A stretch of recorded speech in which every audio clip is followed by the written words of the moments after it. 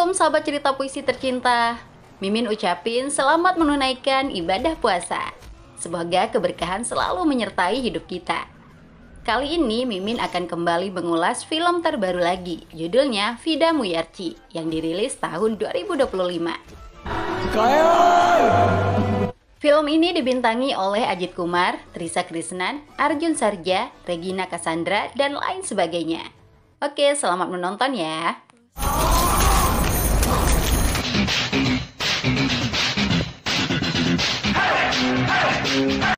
Seorang pemuda mapan asal India, Arjun, melihat gadis cantik saat liburan di kota Tbilisi, negara Georgia. Gadis bernama Kayal itu cukup ramah dengan Arjun. Meski lahir dan besar di Tbilisi, Kayal juga berdarah India Tamil seperti Arjun. Kedua muda-mudi itu berkenalan, lalu temenan dan menjadi pasangan. Kayal menyukai sosok Arjun yang begitu perhatian. Setelah 3 bulan berpacaran, Arjun melamar Kayal pada jam 2 malam dini hari. Lamaran itu diterima dengan sangat antusias. Sebuah cincin indah menjadi saksi ikatan hubungan mereka. Tiba waktunya hari pernikahan. Kayal merasa gugup, dia ingin tampil secantik mungkin. Sahabat dekatnya Anu memastikan bahwa Kayal adalah pengantin tercantik yang pernah ada di muka bumi. Kata-kata Anu tidaklah berlebihan. Arjun sampai terpesona melihat kecantikan Kayal. Acara pernikahan pun berlangsung hikmat dan lancar. Arjun yang sudah bekerja di kota Baku, negara Azerbaijan, mengajak Kayal tinggal di sana. Tahun pertama rumah tangga mereka begitu bahagia, ditambah lagi akan hadirnya si buah hati. Sebuah tragedi terjadi. Kayal jatuh di kamar mandi.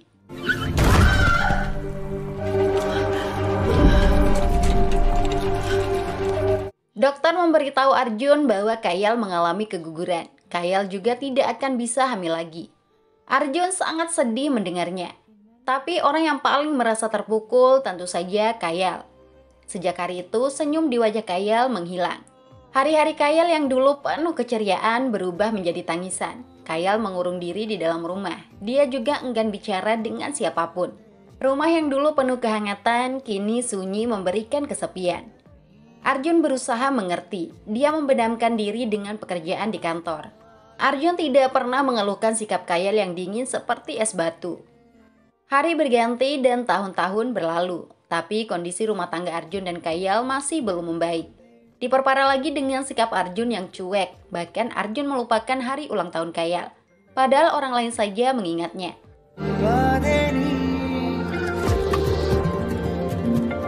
Setelah 12 tahun hidup bersama, Kayal memutuskan untuk berpisah dengan Arjun. Surat gugatan cerai sudah dilayangkan ke pengadilan. Arjun cukup kaget mendengar itu. Sebagai suami, Arjun mencoba mempertahankan rumah tangganya. "Apa yang harus saya lakukan untuk memperbaiki hubungan kita?" tanya Arjun. Kayal mengaku semuanya sudah terlambat. Hubungan mereka tidak akan bisa diperbaiki. Di mata Kayal, Arjun juga sudah berubah. Arjun tidak memiliki cinta dan perhatian lagi. Hal yang mengejutkan, Kayal mengaku sudah memiliki pria idaman lain. Kayal merasa lebih nyaman dengan pria itu sehingga selingkuh. Arjun langsung terdiam mendengar Kayal telah berkhianat. Arjun tidak mengatakan apa-apa lagi. Tidak juga menanyakan identitas selingkuhan Kayal. Cukup raut wajah Arjun yang mengungkap segala perih dalam dada. Sahabat Kayal, Anu mengingatkan untuk tidak mengambil keputusan keliru. Anu menilai Kayal dan Arjun adalah pasangan terbaik. Tapi Kayal tetap pada pendiriannya. Sembari menunggu proses perceraian selesai, Kayal akan pulang ke rumah orang tuanya di kota Tbilisi, Georgia. Arjun meminta diizinkan mengantar Kayal. Awalnya Kayal berat hati, tapi Arjun memohon agar Kayal berkenan. "Kita sudah bersama selama 12 tahun. Biarkan saya mengantarmu sebagai perjalanan terakhir kita," ucap Arjun. Akhirnya Kayal mengalah. Arjun mengantar Kayal menggunakan mobilnya. Tidak lupa, Kayal mengingatkan Arjun bahwa semua kebutuhan sehari-hari sudah disiapkan di kulkas. Obrolan mereka hanya sampai di situ. Selebihnya, Kayal kembali ke mode cuek. Kayal sama sekali tidak mau bicara. Dia sibuk dengan HP-nya sendiri. Arjun sangat tidak nyaman dengan suasana canggung seperti itu. Padahal Arjun selalu mencintai Kayal. Selama ini Arjun tetap berusaha pengertian, termasuk tidak mengganggu istrinya. Tapi sikap Arjun justru dinilai berbeda. Arjun mencoba membuka obrolan tentang perselingkuhan Kayal. Arjun sama sekali tidak marah. Hanya saja seharusnya Kayal tidak menceritakan perselingkuhan itu. "Kayal, saya hargai kejujuranmu," ucap Arjun. Kayal terdiam, tidak tahu harus menjawab apa. Perhatian Arjun juga teralihkan dengan sebuah mobil Hummer yang melaju kencang. Hampir saja mereka tabrakan. Untungnya Arjun masih bisa mengendalikan setir. Arjun mengingatkan pengendara Hummer yang masih muda itu untuk berhati-hati. Pemuda bernama Michael justru mengejek dan mengacungkan jari tengah sebelum pergi. Tidak lupa Arjun mampir di pom bensin untuk mengisi bahan bakar. Kayal minta izin membeli minuman di toko pom bensin. Di sana, Kayal bertemu dengan wanita asal India secara tidak sengaja. Namanya Deepika, yang sedang berbelanja bersama suaminya Raksit.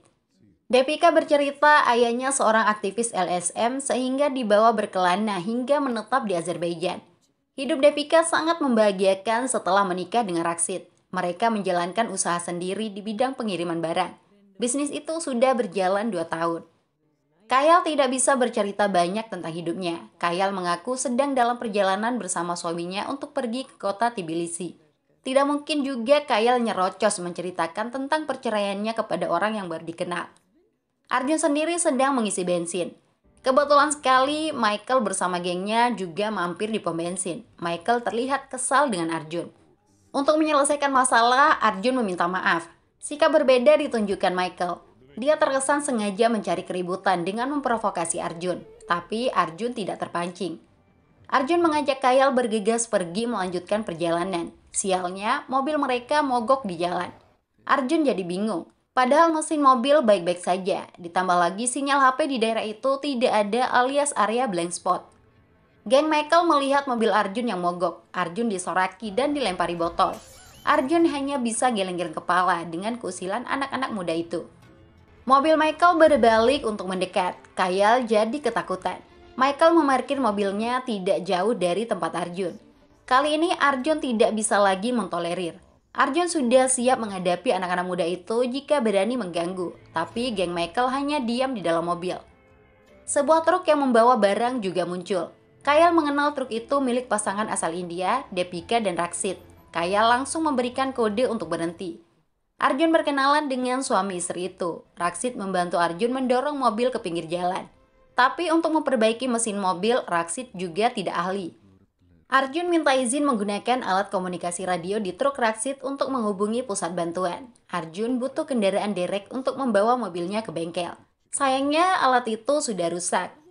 Deepika menyarankan agar menghubungi pusat bantuan menggunakan telepon di Cafe Jabar. Lokasinya tidak jauh dari sana. Masalahnya, Arjun tidak mungkin meninggalkan barang-barang di dalam mobil. Arjun mengkhawatirkan sekelompok pemuda yang sedang mengintai mereka. Raksit bisa memahami. Di kawasan itu memang rawan kejahatan. Untungnya geng Michael pergi menjauh melanjutkan perjalanan. Arjun minta bantuan agar barang-barangnya dititip di truk Raksit. Tapi Raksit menyebut truknya sudah penuh. Raksit pamit untuk segera pergi membawa kiriman barang ke tempat tujuan agar tidak terlambat. Deepika kasihan melihat Arjun dan Kayal. Kondisi Kayal juga terlihat kelelahan. Deepika mengajak Raksit mampir ke Cafe Jabar untuk menelpon pusat bantuan. Kayal juga bisa ikut dan beristirahat di sana sambil menunggu Arjun. Solusi dari Deepika menjadi pilihan terbaik. Kayal setuju ikut bersama mereka. Arjun ditinggal sendirian untuk menunggu kendaraan derek. Kayal meminta maaf karena sudah merepotkan. Syukurnya Deepika membantu dengan senang hati. Lokasi Cafe Jabar juga berada di jalanan yang mereka lalui. Arjun sendiri terus memeriksa mobilnya. Saat itulah dia melihat ada kabel yang tercabut. Ketika kabel itu dipasang, mobil Arjun normal kembali. Arjun bergegas menyusul Kayal ke Cafe Jabar. Tempat itu cukup banyak pengunjungnya. Arjun menanyakan keberadaan istrinya, Kayal, ke pemilik kafe. Kayal datang bersama 2 orang sekitar setengah jam yang lalu. Foto Kayal juga ditunjukkan. Tapi Jabar selaku pemilik tempat itu mengaku tidak pernah melihat istri Arjun. Para pengunjung kafe yang ditanya juga mengaku tidak tahu. Arjun jadi bingung dan panik. Dia pergi ke tempat lain untuk mencari Kayal. Arjun bisa sedikit tenang setelah melihat truk Raksit di depan. Truk itu berusaha dikejar. Anehnya Raksid hanya sendirian. Dia tidak mau berhenti. Raksid justru bertambah ngebut.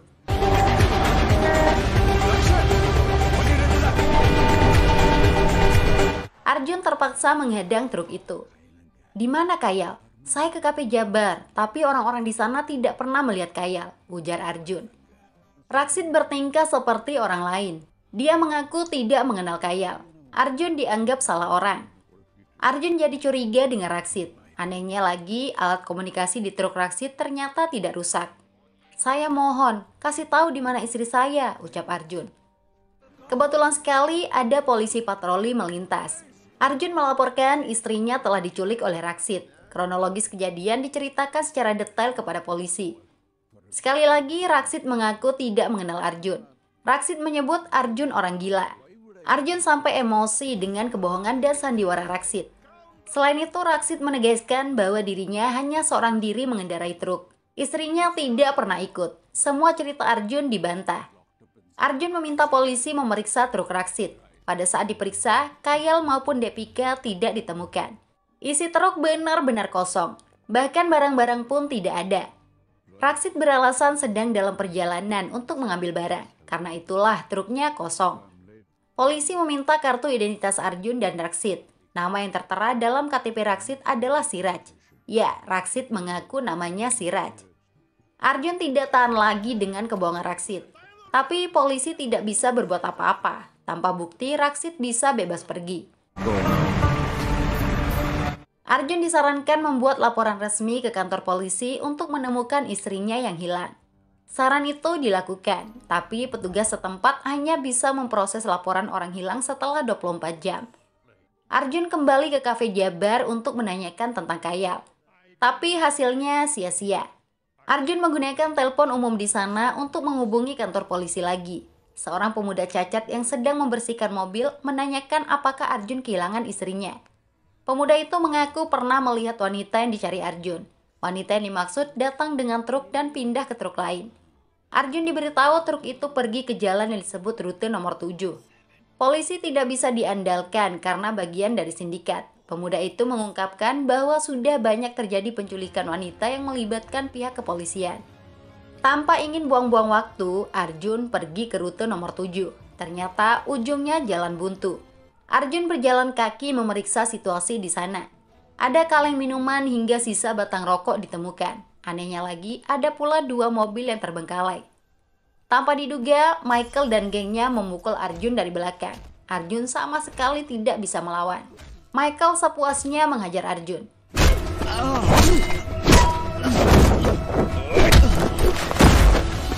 Rupanya Arjun telah masuk jebakan. Pemuda cacat yang memberitahunya tentang rute nomor 7 bagian dari geng Michael. Mogoknya mobil Arjun juga ulah geng Michael. Selanjutnya, Michael mengikat Arjun dan dibawa ke hadapan bosnya. Kejutannya, geng Michael bekerja untuk Raksid. Depika juga muncul menampakkan diri. "Raksid, jangan buang-buang waktu. Langsung saja bunuh dia," ujar Depika. Arjun seperti tidak percaya melihat Depika yang dianggap baik ternyata seorang penjahat. Padahal Depika begitu dipercayai oleh Kayal maupun Arjun. Depika mengungkapkan sesuatu yang sangat mengejutkan. Bahwa sesungguhnya dalang utama rencana pembunuhan Arjun adalah selingkuhan Kayal. Kondisi Kayal saat ini dipastikan aman dan bahagia. "Kami dipekerjakan oleh pacar Kayal dan Kayal juga mengetahui rencana ini," ucap Depika. Arjun tidak percaya dengan kata-kata Depika. Arjun sangat mengenal Kayal. Tidak mungkin Kayal berniat membunuhnya atau menyetujui pembunuhan itu. "Siapa kalian sebenarnya?" ujar Arjun. Depika menceritakan kisah hidupnya yang pernah menjadi pasien rumah sakit jiwa. Depika tidak segan-segan membunuh siapapun tanpa rasa bersalah. Gangguan kejiwaan yang dimiliki Depika tidak akan pernah bisa disembuhkan. Pengadilan telah memutuskan Depika harus selalu berada dalam pengawasan medis. Orang tua Depika sudah pasrah sehingga membiarkan putri mereka tetap di rumah sakit jiwa. Depika jadi sangat frustasi karena orang tuanya tidak pernah lagi datang menjenguk. Sebenarnya Depika tetap terlihat cantik meski memiliki kelainan. Itulah yang membuat beberapa petugas rumah sakit ingin berbuat kurang ajar alias pelecehan. Pasien lainnya, Raksid muncul melindungi Depika dari para petugas cabul. Raksid menghajar petugas-petugas itu.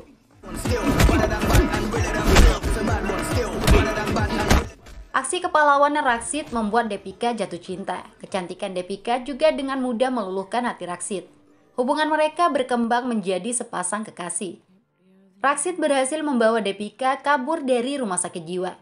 Deepika langsung pergi ke rumah orang tuanya. Tapi bukan untuk melepas rindu, melainkan membunuh mereka. Nanggela Yara. Jadi, kami adalah pembunuh bayaran, tutur Deepika kepada Arjun. Kini nyawa Arjun berada di tangan Deepika dan Raksid. Arjun diberi pilihan menyelamatkan nyawanya asal membayar uang sekitar 8 crore atau 16 miliar. Raksid yakin Arjun memiliki banyak uang. Gaji Arjun per bulan sebagai wakil presiden perusahaan sangat besar. Jika kamu serahkan uangnya, kamu bisa bawa Kayal. Kami juga bisa membunuh Kayal dan selingkuhannya jika kamu mau, ucap Raksid. Arjun tidak memiliki pilihan lain kecuali setuju. Arjun akan pergi ke bank terdekat untuk mengambil tabungannya. Setelah itu dia bisa pergi bersama Kayal. Relatives, friends phone, police phone pula, help kekana. Hal yang tidak diketahui Arjun, saat ini Kayal dalam kondisi terikat dan disembunyikan di sebuah tempat. Deepika mengaku menculik Kayal atas perintah Anu, yang merupakan sahabat dekat Kayal. Menurut Deepika, Arjun sangat kecewa setelah mengetahui Kayal selingkuh. Akibatnya, Arjun juga berselingkuh dengan Anu. Perselingkuhan itu membuat Anu ingin memiliki Arjun sepenuhnya. Karena itulah Kayal harus dibunuh. Kayal, Arjun juga tahu rencana ini. Arjun hanya pura-pura tidak tahu, ujar Deepika.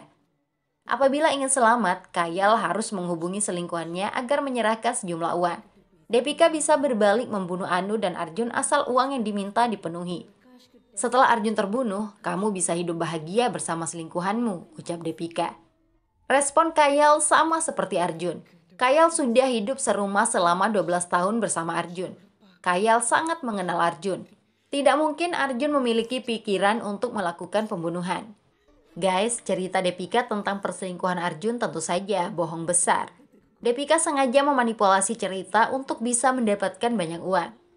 Fakta sebenarnya hati dan cinta Arjun hanya untuk Kayal. Buktinya Arjun rela pergi ke bank untuk mengambil semua tabungannya. Manajer bank sampai kaget mendengar Arjun akan menarik uang dalam jumlah besar. Tapi itu hak Arjun. Pihak bank pun mencairkan uang Arjun. Baru saja keluar dari bank, Arjun diberitahu oleh seorang pria tua bahwa ada panggilan telepon untuknya. Telepon itu dari Raksid yang meminta agar Arjun segera menyerahkan uangnya. Arjun didatangi oleh Michael dan geng, tapi Arjun tidak mau menyerahkan uang sebelum mengetahui keberadaan Kayal. Sikap keras Arjun membuatnya dihajar lagi. Arjun diikat dan dibawa bersama uangnya. Untungnya Arjun sempat mengambil pisau di meja manajer bank. Pisau itu digunakan untuk melepas ikatan secara diam-diam. Setelah ikatannya terlepas, Arjun langsung menusuk Michael. Perkelahian di dalam mobil terjadi cukup sengit. Arjun yang selama ini terlihat lemah, kini telah berubah menjadi pria pemberani dan tangguh demi sang istri.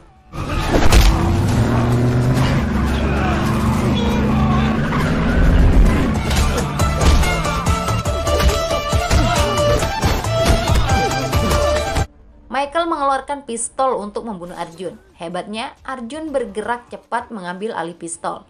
Rekan-rekan Michael ditembak. Arjun kemudian membawa Michael dengan mengikat tangan dan lehernya. Michael dibuat tercekik agar mau memberitahu tentang keberadaan Kayal. Tapi Michael tetap tutup mulut.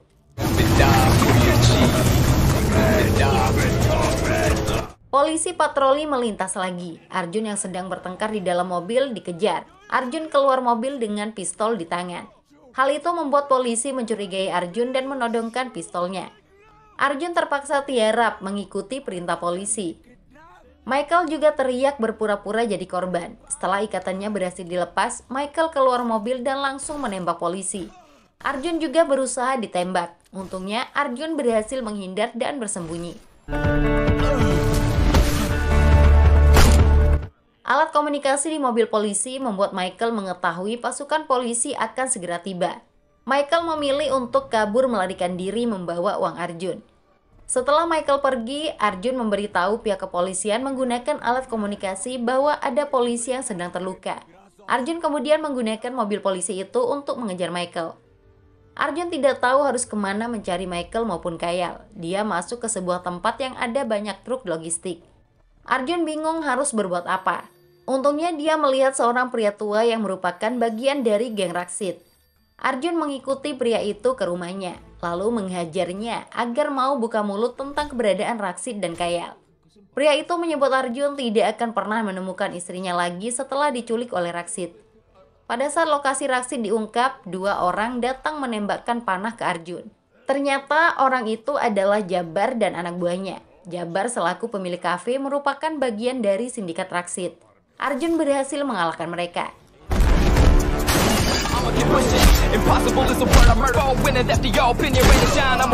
Jabar yang sudah tidak berdaya memberitahu lokasi keberadaan Raksit di sebuah pabrik. Jabar yakin Arjun tidak akan mampu menyelamatkan istrinya. Raksit sendiri sudah menerima uang yang dibawa Michael. Mereka berencana akan meninggalkan tempat itu untuk melanjutkan aksi di tempat lain. Semua barang bukti kejahatan selama ini dihancurkan agar tidak terendus polisi seperti HP, plat nomor kendaraan, dan lain-lain. Arjun datang bak pahlawan besar untuk menemukan istrinya. Siapapun yang jadi penghalang dihancurkan. Arjun terlihat cukup tangguh mengalahkan anak buah Raksit.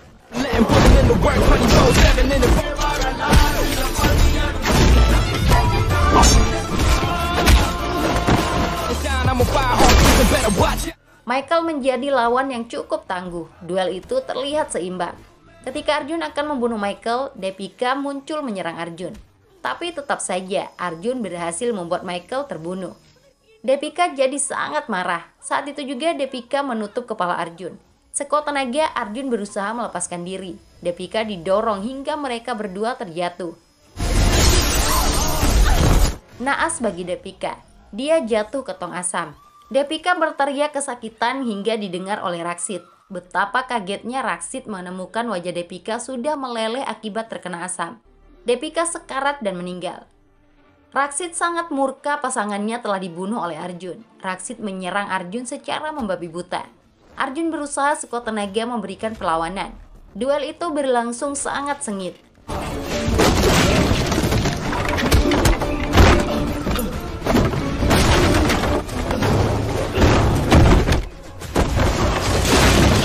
Arjun mulai bisa unggul. Raksit berhasil digantung di atas mesin penghancur. Arjun akan memaafkan Raksit jika memberitahu keberadaan Kayal. Tapi Raksit lebih memilih membenamkan dirinya ke mesin penghancur. Raksit menyusul Deepika ke alam baka. Setelah kematian Raksit, Arjun mencari Kayal seorang diri. Sebuah ruang bawah tanah ditemukan. Arjun menemukan ada mayat wanita terbungkus perban yang dianggap sebagai Kayal. Arjun menangis histeris. Ternyata tubuh itu bukan milik Kayal. Arjun melihat istrinya sedang terbaring tidak sadarkan diri. Tidak berselang lama, pasukan polisi datang ke lokasi. Seorang psikiater mengungkapkan kepada Arjun bahwa Raksit dan Deepika adalah pasien psikopat di rumah sakit jiwa. Mereka telah melarikan diri dan mendirikan sindikat kejahatan. Geng Raksit dan Deepika telah menculik banyak pasangan kaya. Biasanya mereka membunuh para suami dan melakukan operasi plastik pada para istri untuk dijual ke orang Rusia. Berkat Arjun, kejahatan yang sudah berlangsung selama lebih dari 10 tahun itu berakhir. Psikiater juga memberitahu Kayal tentang perjuangan Arjun dalam menyelamatkannya. Sahabat Kayal, Anu, sama sekali tidak terlibat dengan penculikan. Target awal mereka sebenarnya Anu. Tapi setelah mengetahui dari Anu tentang kekayaan suami Kayal, target mereka beralih ke Kayal dan Arjun.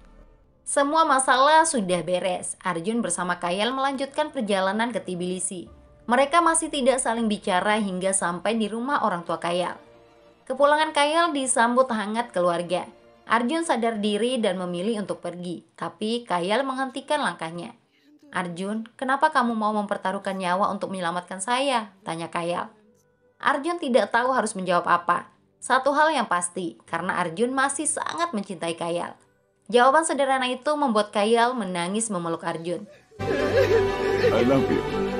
Kayal meminta maaf atas segala kehilafannya. Kayal menyadari telah keliru menilai Arjun.